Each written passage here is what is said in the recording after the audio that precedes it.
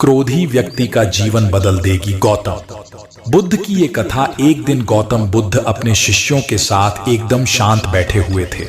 उन्हें इस प्रकार बैठे हुए देख शिष्य चिंतित हुए कि कहीं वह अस्वस्थ तो नहीं है। एक शिष्य ने उनसे पूछा कि आज वह मौन क्यों बैठे हैं, क्या शिष्यों से कोई गलती हो गई है। इसी बीच एक अन्य शिष्य ने पूछा कि क्या वह अस्वस्थ हैं, पर बुद्ध मौन रहे।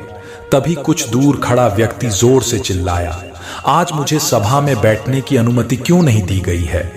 बुद्ध आंखें बंद करके ध्यान मग्न हो गए। वह व्यक्ति फिर से चिल्लाया, मुझे प्रवेश की अनुमति क्यों नहीं मिली।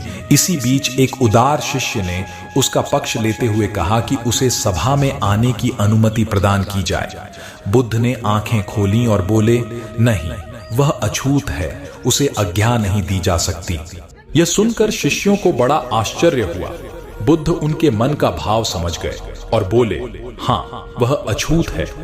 इस पर कई शिष्य बोले, हमारे आश्रम में जात पात का कोई भेद ही नहीं, फिर वह अछूत कैसे हो गया। तब बुद्ध ने समझाया, आज वह क्रोधित होकर आया है। क्रोध से जीवन की एकाग्रता भंग होती है। क्रोधी व्यक्ति प्राय मानसिक हिंसा कर बैठता है, इसलिए जब तक वह क्रोध में रहता है तब तक अछूत होता है।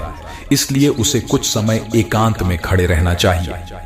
क्रोधित शिष्य भी बुद्ध की बातें सुन रहा था। पश्चाताप की अग्नि में तप कर वह समझ चुका था कि अहिंसा ही मनुष्य का महान कर्तव्य व परम धर्म है। वह बुद्ध के चरणों में गिर पड़ा और कभी क्रोध न करने का प्रण लिया। आशय यह है कि क्रोध के कारण व्यक्ति अनर्थ कर बैठता है और पश्चाताप उसे बाद में होता है, जिसका कोई लाभ नहीं मिलता। इसलिए हमें क्रोध नहीं करना चाहिए। असल मायने में क्रोधित व्यक्ति अछूत हो जाता है और उसे अकेला छोड़ देना चाहिए। क्रोध करने से तन, मन और धन तीनों की हानि होती है। क्रोध से ज्यादा हानिकारक कोई और वस्तु नहीं है।